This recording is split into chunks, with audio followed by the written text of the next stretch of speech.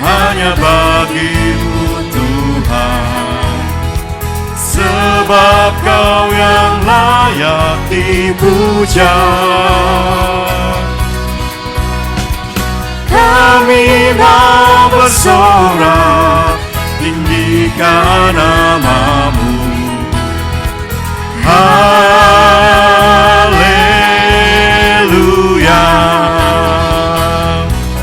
Sugeng enjang para adi yuswa, sugeng pepanggihan malih wonten ing renungan padintenan adi yuswa ing dinten Sabtu Pahing gangsal April 2020. Sumangga dinten punika kita nampi jejer Allah Al-Rahim. Allah Al-Rahim. Para adi yuswa, bengeti Idul Fitri ngemutaken bilih manungsa wangsul dados suci lan fitrahipun. Suci kagambaraken kados dene bayi ingkang nembe lair saking kandhutanipun ibu utawi rahimipun ibu. Tembung rahim ngener dhateng Gusti ingkang Ar-Rahim. Gusti ingkang kebak katresnan, Gusti ingkang nresnani para kawulanipun lan kangen nenggo para kawulanipun wangsul ing fitrahipun. Ing jagating kapitadosan Kristen, Gusti ugi sinebat Maha Rahim. Rahim ngener dhateng ibu ingkang ringkih nalika ngandhut, nanging numusaken wining gesang. Ing karingkihanipun rahim nengenaken sesambetan katresnan andhesipun ibu kaliyan larinipun. Ing mriki wonten katresnan ingkang ngayomi gesangaken lan jagi tanpa syarat. Rahim ugi ngemu teges bilih panjenenganipun tetep setya lan purun nampeni kita senadyan kebak ing dosa. Rahim kados dene griya ingkang purun nampeni kita nalika wangsul lan kebak pangapunten. Milanipun nalika kita ngraosaken pangapuntenipun Gusti, kedah ugi purun ngapunteni. Bab punika ketingal ing Matius 6 ayat 12.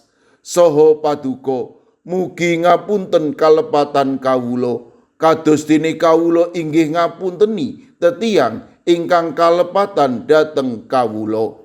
Para adi yuswa, nalika mudik kita mboten namung sakdermi kepanggih kalian brayat, nanging ugi ngrembakakaken pangapunten. Milanipun lajeng tumus tembung mohon maaf lahir batin.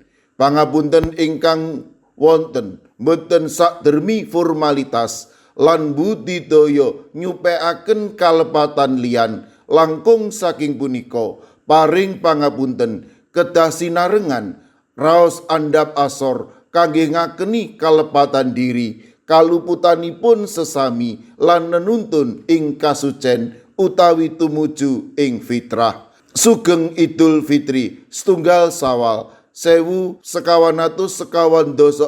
Hijriah. Amin. Sumangga kita ndedonga. Matur nuwun Gusti, dinten punika paduka paring pepimut bilih Idul Fitri kebak ing pangapunten sami kalian pandonga Rama kawula nalika kawula sampun paduka apunteni sampun limrah menawi kawula kedah paring pangapunten dhateng sinten kemawon. Monggo paduka ingkang berek manah kawula satemah tata gesang kawula kebak ing pangapunten dhateng sinten kemawon. Kawula pasrahaken kaudunipun para adi yuswa dalasan anak putu kawula ing pundiya papan. Monggo paduka ingkang reksa, paduka ingkang berkahi matemah para adi yuswa lan anak putu kawula tansah rineksa binerkahan dening paduka ing sadengah kawontenan. Kawula pasrahaken sawetawis sedherek kawula ingkang badhe wangsul malih tumuju dhateng papan dhateng griyanipun pakaryanipun karono sampun telas anggenipun ngriyadinaken lebaran. Paduka ingkang nuntun, paduka ingkang reksa matemah lumampahing wangsul malih tumuju ing papanipun tansah ugi rineksa binerkahan dening paduka ing sadengah kawontenan. Mirunggan kawula pasrahaken Bapak Rudi Kristianto ingkang sampun nampi operasi wonten ing RS Mitra Keluarga Jakarta. Kawula pitados lumantar operasi ingkang sampun katampi menika Bapak Rudi Kristianto ugi badhe nampeni wetahing kesarasan matemah saged nindakaken pakaryan peparing paduka.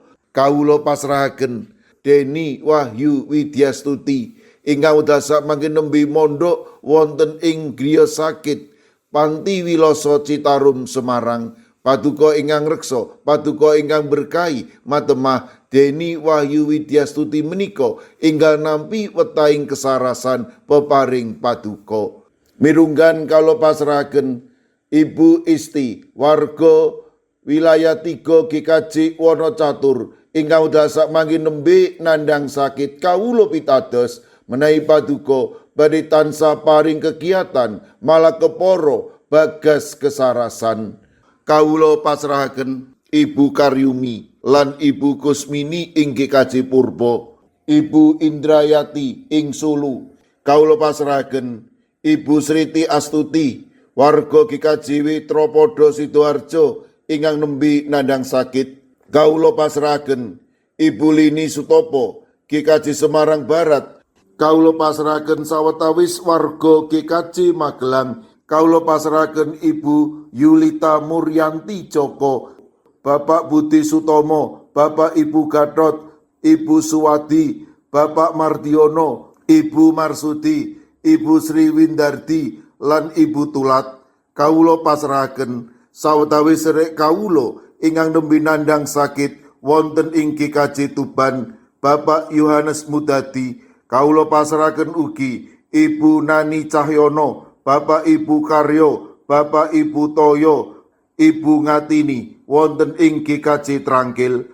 Kawula ugi masrahaken sedherek kawula ing GKJ Immanuel Solo, Ibu Tugiani Sunarto. Kawula pasrahaken Ibu Lasiem Blok 6 GKJ Gondang Winangun. Mekaten ugi ing GKJ Wonosobo, Bapak Lazarus Samijan, Ibu Endang Sarjono, Bapak Yusuf Sunaryo, Ibu Rodiah Sumarti.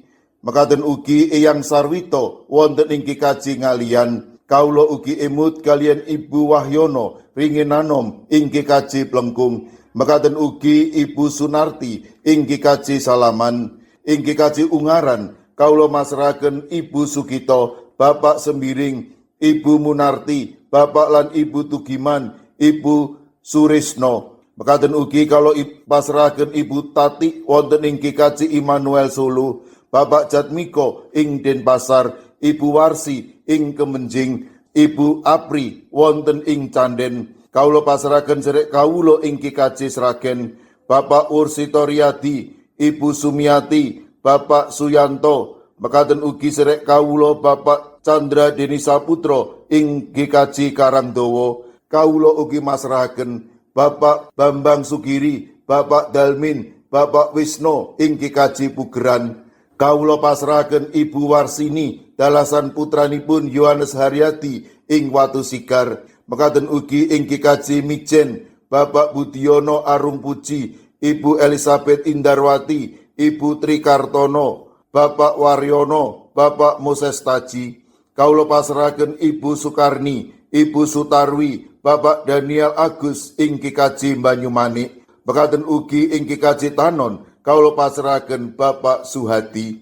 Kawula pasrahaken sinten kemawon ingkang nembe nandhang sakit lan ing pemulihan kawula pitados paduka badhe saged ngginakaken menapa lan sinten kemawon amri sedherek kawula menika inggal nampi wetahing kesarasan. Sedaya pandonga lan pasambat kawula pasrahaken wonten ing Gusti kawula Yesus Kristus. Amin. Sumangga para ati yuswa kita tutup pepanggihan kita srana ngrepekaken kidung. Sumangga.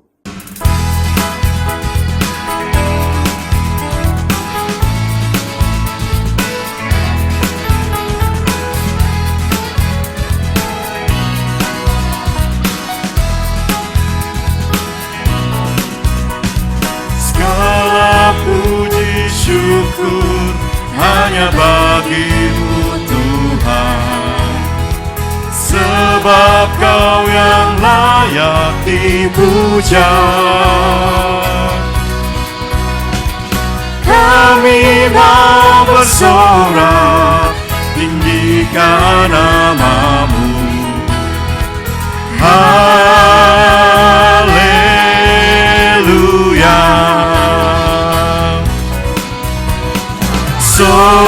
Teriaklah haleluya.